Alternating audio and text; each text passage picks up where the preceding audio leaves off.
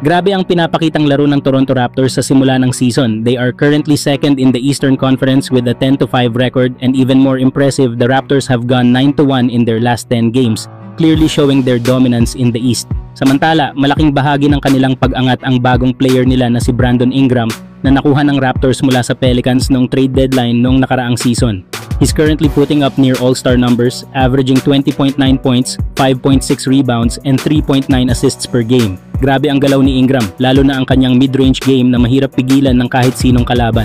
Bukod kay Ingram, malaki rin ang ambag ni Scottie Barnes, RJ Barrett at Immanuel Quickley na lalo pang nagpalakas sa Raptors at nagbigay ng mas malalim na opensa at depensa sa koponan.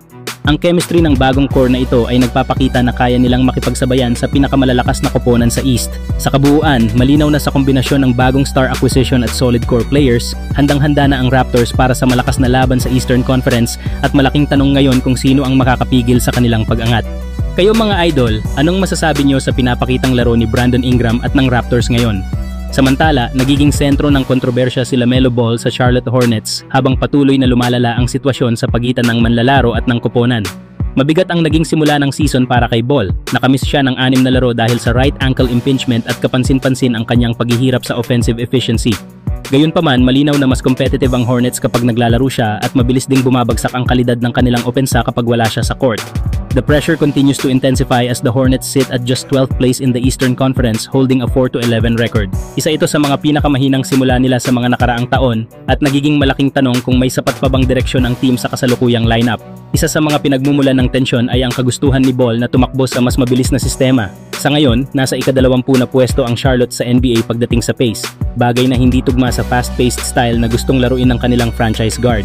Dahil dito, parehong panig ay nakararamdam na ng frustration. Mas matindi pa rito, ayon kay Kelly Iko, ay unti-unti nang nawawalan ng tiwala ang Charlotte front office kay Ball. Hindi na umano siya nakikita bilang long-term cornerstone ng franchise at bukas na sila sa posibilidad ng trade, isang indikasyon na maaari nang matapos ang relasyon ng dalawang panig. Subalit malaking tanong ngayon kung gaano pa kalaki ang interes ng ibang teams kay LaMelo Ball. Bagamat bata pa siya at may hindi matatawarang talento, marami ang nagdadalawang isip dahil sa sunod-sunod na injuries, laki ng kanyang kontrata at ang mga bulong-bulungan tungkol sa kanyang behavior sa court.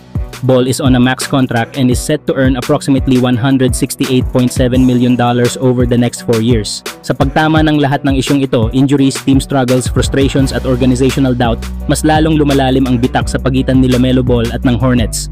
Kung tuluyang ilalagay siya sa trade market, siguradong magiging isa ito sa pinakamainit na storyline ngayong season. Samantala, muling naging usap-usapan si Chandler Parsons matapos niyang sabihin na masyadong nakadepende ang Los Angeles Lakers sa foul calls para gumana ang kanilang opensa. Ayon sa kanya, malinaw umano sa numero na lalo na si Luka Doncic ay nakakakuha ng napakaraming tawag. He's averaging 12.5 free throw attempts per game, a double-digit mark that could end up being the highest ever for a guard in NBA history at this pace. Idinagdag pa niya na pangatlo sa buong NBA si Austin Reeves pagdating sa free throw attempts, na lalong nagpapakita na malaking bahagi ng puntos ng Lakers ay nagmumula sa pagkuha ng fouls at pagpunta sa free throw line. At sa kanyang komentaryo, sinabi ni Parsons na ang dami ng tawag na napupunta sa kanila. Umaasa ang opensa nila sa mga foul na yan. Kapag nadepensahan mo sila ng hindi nagfa-foul, siguradong mahihirapan sila.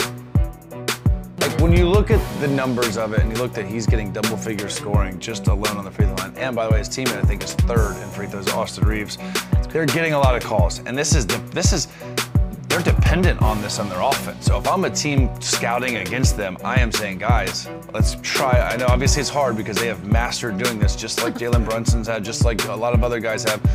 Defend them without fouling, and they are going to struggle, especially in the half court, because this is their game. They create contact, they flail into you, they throw their head back every time there's hands. So teams going forward have to realize, okay, they're getting a lot of free throws, especially these two ball-dominant guys. You have to defend them without fouling, and I think their offense will obviously take a huge hit. Ipinapahiwatig ni Parsons na kung hindi makakakuha ng fouls sina Luka at Reeves, babagal ang opensa ng Lakers. Mas magiging predictable ang kanilang galaw at mas madali silang bantayan sa half-court, lalo na kung mapigilan sila ng kalaban na hindi nagbibigay ng free throw opportunities. Kayo mga idol, sa tingin nyo ba kaya mapigilan ng Lakers kung wala na ang kanilang free throw advantage?